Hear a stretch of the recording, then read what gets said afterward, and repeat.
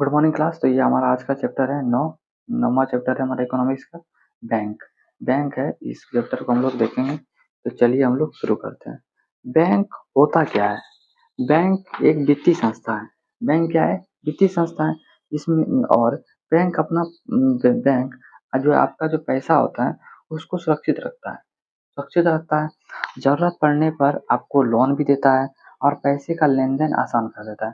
पैसे का जो ट्रांज़ैक्शन है उसको आसान करता है। ठीक है? अब आते हैं हम लोग आगे।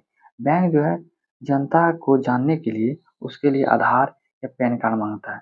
इसी को कहते हैं केवाईसी। बैंक जो है जनता को जानने के लिए उसके फुल डिटेल के लिए उसके लिए पैन कार्ड या आधार कार्ड लेता है। इसी को कहते हैं केवाईसी। ठीक है? आरबीआई आरबीआई जो है आरबीआई जो है नो योर कस्टमर। आरबीआई बोलता है केवाईसी को नो योर कस्टमर। बैंक को उसका अकाउंट नंबर है उसी के रूप में जानता है कि आप जानिए अपने कस्टमर को कि उसके लिए क्या लेगा, आधार कार्ड लेगा, पैन कार्ड लेगा। ठीक है? ये कौन बोलता है? आरबीआई बोलता है बैंक को। ठीक है? अकाउंट कैसा-कैसा होता है? आपका एक सेविंग अकाउंट होता है, एक करंट अकाउंट होता है, एक होता है रिकरेंट रि रिकर रिकरिंग अकाउंट होता है, एक एफडी होता है, एफडी अकाउंट होता है। ये 4 प्रकार के अकाउंट होता है। ठीक है? तो सेविंग अकाउंट में जो आपको बैंक आपको ब्याज देगी। करंट अकाउंट में कोई ब्याज नहीं देगा। रिकरिंग अकाउंट होता है एक, एफडी अकाउंट होता है, एफडी में आप एफडी कर दीजिए। ठीक है? अकाउंट अकाउंट जो होता है, अकाउंट जिसमें एक होता है मांग जमा होता है, एक होता है आवर्ती जमा होता है, एक सावधिक जमा होता है। मांग जमा, आवर्ती जमा, सावधिक जमा होता है। मांग जमा होता है, इसमें डिमांड डिपॉजिट होता है। इसमें जो होता है एक चालू चालू करंट अकाउंट होता है और एक होता है आपका सेविंग सेविंग चालू होता है, सेविंग अकाउंट। इसमें जो बैंक है वो कितना ब्याज दर देती है? 4% ब्याज दर देती है। और करंट अकाउंट में आपका जो है बैंक ब्याज नहीं देती है, बैंक ब्याज नहीं देती, 0%। ठीक है? करंट अकाउंट जो है आपका जो बिजनेस के लिए किया जाता है और सेविंग अकाउंट जो है आम आदमियों के लिए 4% इसमें बैंक ब्याज देती है। ठीक है? अब आते हैं आगे। आवर्ती जमा, रिकरिंग डिपॉजिट जो होता है इसमें आपको किस्त जमा करने के लिए आपका जो है कोई चीज़ का अगर आप लोन लिए उसका जो किस्त जमा करना है उसी को आवर्ती जमा कहते हैं या रिकरिंग डिपॉजिट के रूप में जमा करना होता है। इसको किस्त जमा, ये आपका जो है आपका 6% किस्त जमा के लिए आपका होता है। इसमें 6% आपको ब्याज देना पड़ेगा, 6%। रिकरिंग जमा होता है। ठीक है? अब हम लोग आते हैं आगे। शाब्दिक जमा, फिक्स्ड डिपॉजिट, एक बार आप जमा कर दीजिए और ये होता है 7 दिन से लेके 10 साल तक का होता है। ये कितने दिन का होता है? 7 दिन से लेके 10 साल तक का होता है। इसमें जो है ना ब्याज दर जो है लगभग इसमें 8% तक का ब्याज दर बैंक दे देती है। कितना दे देती है? 8% तक का ब्याज दर दे देती है। जो रिकरिंग जो होता है इसमें क्या होता है, एक निश्चित धनराशि होता है जो निश्चित समयान्तराल के बाद जमा किया जाता है। इसमें लगभग 6% ब्याज होता है। जो आपको किस्त के रूप में जमा करता है, मतलब एक समय होता है इसमें, तो उतना समय के अंदर आपको जमा करना है। इसमें आपको 6% तक का ब्याज होता है। 6% तक का ब्याज है। ठीक है? 6% का ब्याज होता है और इसमें आपका 8% ब्याज मिलता है। तो आप इतना पैसा जमा कीजिएगा 7 दिन से लेके 10 साल तक का, उसमें आपको 8% तक का ब्याज मिलेगा। चालू खाता में आपको, सेविंग अकाउंट में आपको 4% का ब्याज मिलेगा, करंट अकाउंट में आपको 0% का ब्याज मिलेगा। ठीक है? किस्त जमा में 6% आपको देना पड़ेगा, 6% तक का। अब इससे अब वो बैंक पे निर्भर करता है। ठीक है? एक निश्चित धनराशि के लिए एक निश्चित समयांतराल के बाद जमा किया जाता है, लगभग इसमें 6% का ब्याज होता है। ठीक है? टिकटिंग अकाउंट में। बैंक ऑफ हिंदुस्तान जो है इसका स्थापना कब हुआ था? 1770 में हुआ था, अंग्रेजों ने किया था। बैंक ऑफ हिंदुस्तान जो है इसका स्थापना 1770 में अंग्रेजों ने किया था। और अवध कमर्शियल बैंक 1881 में हुआ था। अवध कमर्शियल बैंक 1881 में हुआ था। अंग्रेज और भारतीय मिल के किए थे इसमें। अंग्रेज और भारतीय मिल के किए थे 1881 में। पंजाब नेशनल पीएनबी 1894 में किया था लाला लाजपत राय ने। पीएनबी जो है, PNB bank, Punjab national bank, ये किसने किया था? आपका ये किन्होंने किया था? लाला लाजपत राय ने किया था 1894 में। बैंक ऑफ हिंदुस्तान आपका 1770 में अंग्रेजों ने किया था। अवध कमर्शियल बैंक 1881 में अंग्रेज और भारतीय मिलकर किए थे। और पीएनबी जो है 1894 में लाला लाजपत राय ने किया था। बैंक ऑफ बंगाल 1806 में स्थापना हुआ है। बैंक ऑफ बम्बई 1840 में और बैंक ऑफ मद्रास 1843 में। Bank of Bengal, bank of Mumbai, bank of Madras, इन तीनों को मिला दिया गया तो क्या बना हमारा? इंपीरियल बैंक बना। इंपीरियल बैंक बना, कब बना था इंपीरियल बैंक? 1921 में बना था। तो बैंक ऑफ बंगाल 1806 में स्थापना हुआ। Bank of Mumbai, bank of Bombay जो है, मुंबई अभी हो गया ना, तो बैंक ऑफ बम्बई था तभी, तो बम्बई का हो गया 1840। और बम्बई बैंक ऑफ मद्रास जो है, मद्रास का नाम अभी चेन्नई हो गया, तो बैंक ऑफ मद्रास जो है वो 1843 में स्थापना हुआ। इन तीनों का स्थापना हुआ था। इन तीनों को मर्ज करके 1821 में इम्पीरियल बैंक, जो इम्पीरियल बैंक है आपका, अभी एसबीआई के नाम से जाना जाता है इम्पीरियल बैंक को। 1955 में गोरेवाला समिति के तहत इसको राष्ट्रीयकरण करके इसको एसबीआई बना दिया गया। इन तीनों को पहले एकत्रित 1921 में किया गया इम्पीरियल बैंक, और 1955 में गोरेवाला समिति के तहत इसको राष्ट्रीयकरण करके एसबीआई में बदल दिया गया। Bank of Bengal, bank of Bombay, bank of Madras, bank of Bombay 1806, bank of Mumbai, bank of Bengal 1806, bank of Bombay 1840 और बैंक ऑफ मद्रास 1843। इन तीनों को कब मिलाया गया? 1921 में इम्पीरियल बैंक, 1955 में गोरेवाला समिति के तहत इसका राष्ट्रीयकरण किया गया और इसका एसबीआई, इसे अभी एसबीआई के रूप में जानते हैं। बैंक ऑफ हिंदुस्तान 1770 में हुआ, अंग्रेजों ने। बैंक अवध कमर्शियल बैंक 1881 में अंग्रेज और भारतीय मिलकर किए। पीएनबी जो है 1894 में लाला लाजपत राय ने किया। विश्व का पहला जो है महिला बैंक देखा जाए तो कहाँ आपका पाकिस्तान में है, और दूसरा तंजानिया में। तंजानिया में 1989 में स्थापना किया गया था। विश्व का पहला जो महिला बैंक है, पहला पाकिस्तान में है, दूसरा तंजानिया में है। उन्नीस तंजानिया में कितना 1989 में स्थापना किया हुआ तंजानिया में, ठीक है। भारत में महिला बैंक जो है, भारत में महिला बैंक और जो है ये आपका मुंबई में स्थापना किया। भारत में महिला बैंक जो है इसका मुंबई में स्थापना किया गया था 19 नवंबर 2013 में। ये असफल रहा था और इसको बाद में एसबीआई में मिला लिया गया। इसको बाद में एसबीआई में मिला लिया गया। भारत में जो महिला बैंक है, भारत में महिला बैंक, ये मुंबई में स्थापना किया गया था 19 नवंबर 2013 में। 19 नवंबर 2013 में स्थापना किया गया था और ये असफल रहा। इसके बाद इसको एसबीआई में मिला दिया गया, ठीक है। ये चला नहीं। इसके बाद आते हैं भारत का पहला एटीएम।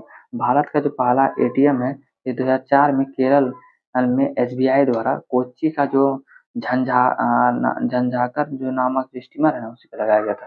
कोच्चि में झंझाकर नामक जो स्टीमर है उसी पे भारत का पहला एटीएम लगाया गया था। कब लगाया गया था? 2004 में लगाया गया था। एसबीआई द्वारा लगाया गया था केरल में।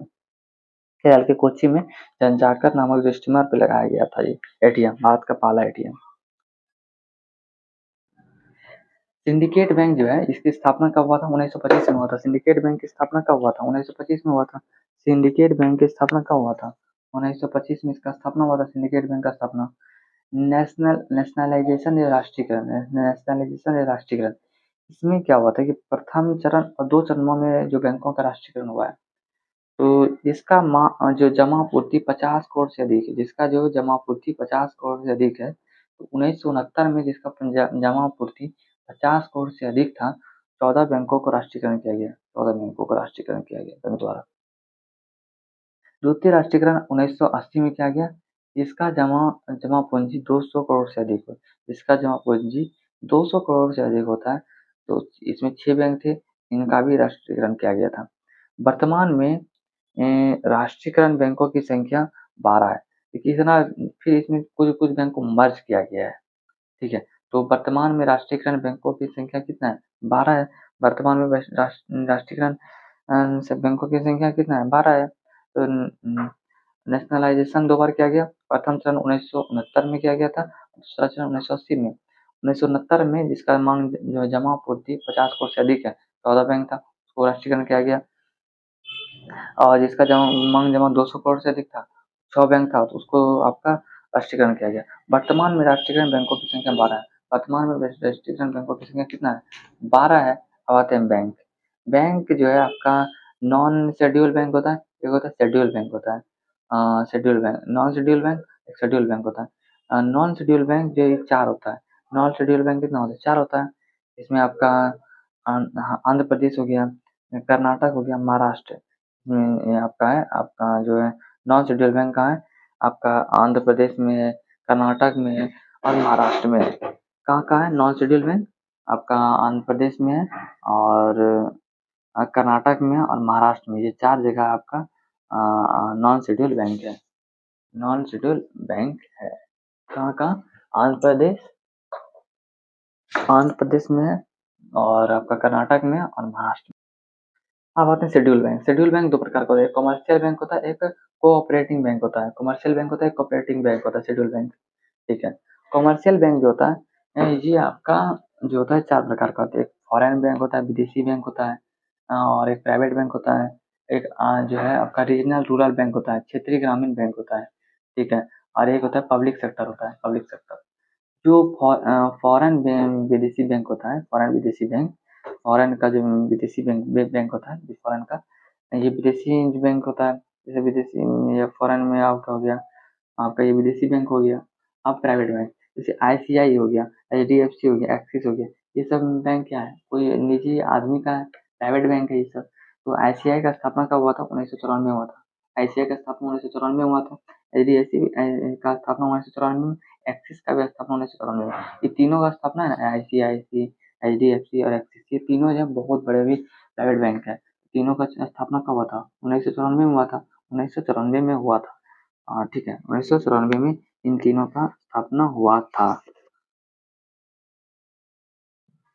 अब आते हैं आगे।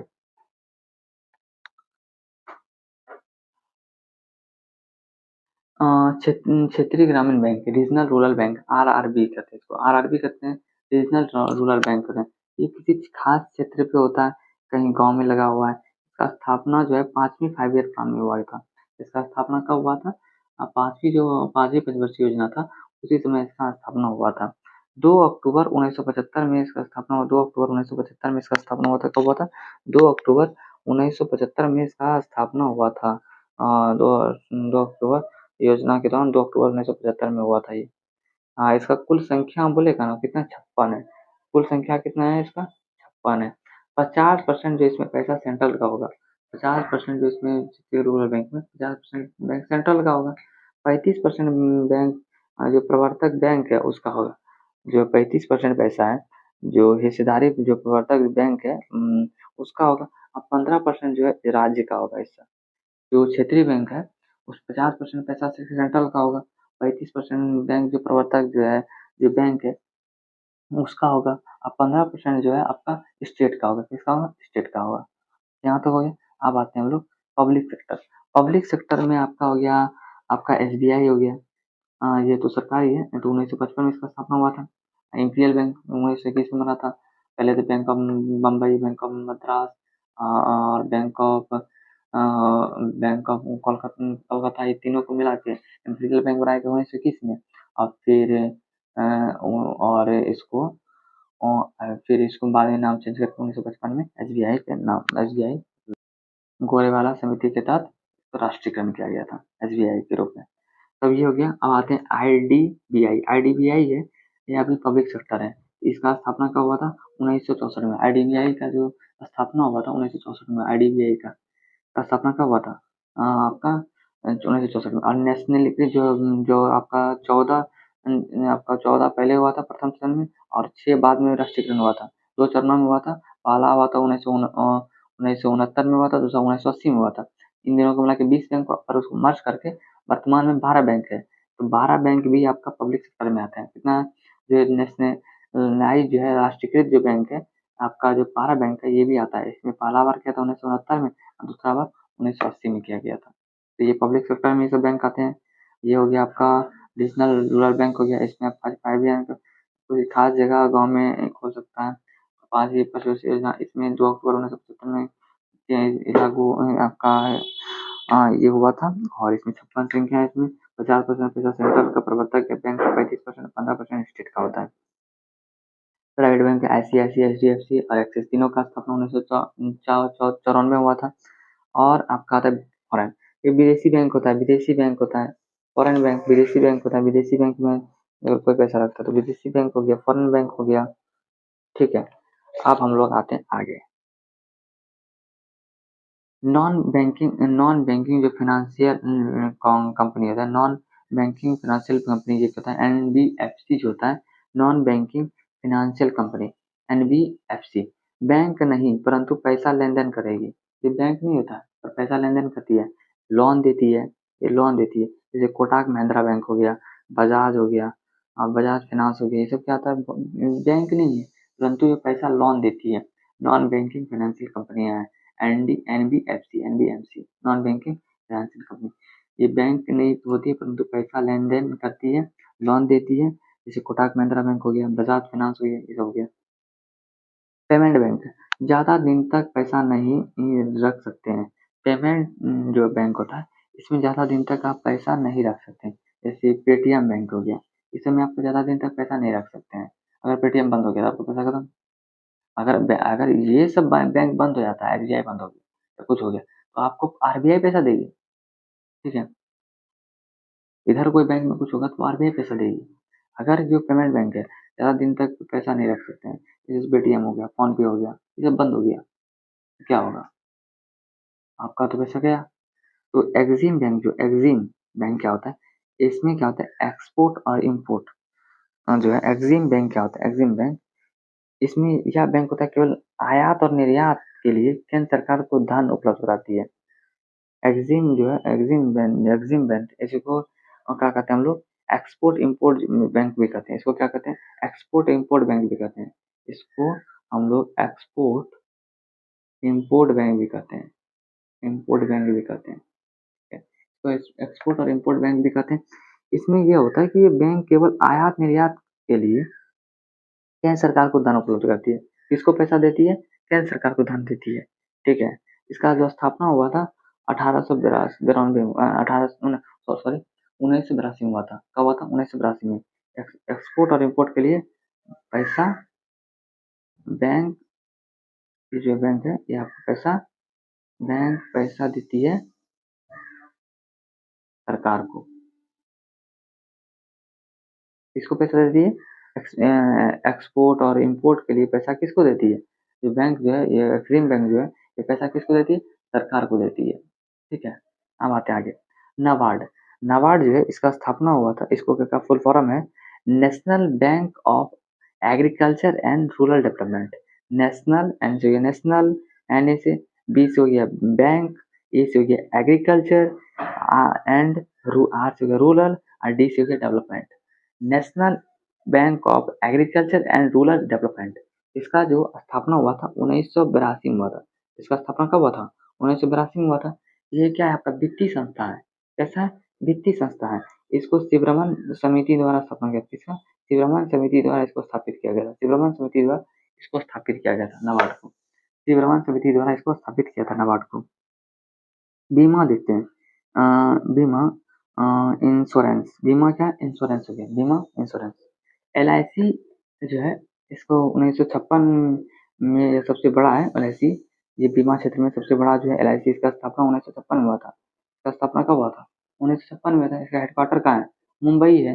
एलआईसी जो है 1956 में इसका स्थापना हुआ था। ये सबसे बड़ा बीमा में आपका कंपनी है, सबसे बड़ा जो है ये आपका जो है एलआईसी जो है एक एलआईसी के किस्त को जो है आपका प्रीमियम कहते हैं। एलआईसी का जो किस्त होता है उसको प्रीमियम कहते हैं।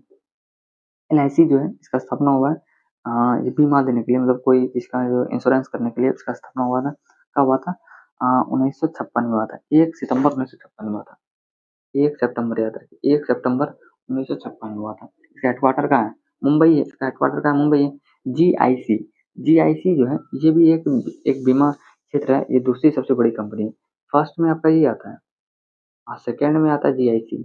ये भी इसमें स्थापना 2 नवंबर सॉरी 22 नवंबर होगा, 22 नवंबर 1972 में हुआ था। 22 नवंबर 1972 में हुआ था। इसका मुख्यालय कहाँ है, इसका मुख्यालय मुंबई में, दोनों का मुख्यालय मुंबई में है। अब प्रीमियम क्या होता है, जो एलआईसी जो किस्त को एलआईसी का जो किस्त होता है उसी को प्रीमियम कहते हैं। ये मंथली भी दे सकते हैं आप, मुंबई आपका ईयरली भी दे सकते हैं, मंथली और ईयरली दोनों में दे सकते हैं। जो आपका किस्त को देते हैं ना एलआईसी को, वो जो है उसी को कहते हैं प्रीमियम, ठीक है। प्रीमियम कहते हैं, बीमा किस्त, बीमा किस्त कहते हैं, हिंदी में क्या कहते हैं इसको, बीमा किस्त कहते हैं। हिंदी में इसको क्या कहते हैं हम लोग, बीमा किस्त कहते हैं, बीमा किस्त कहते हैं, ठीक है।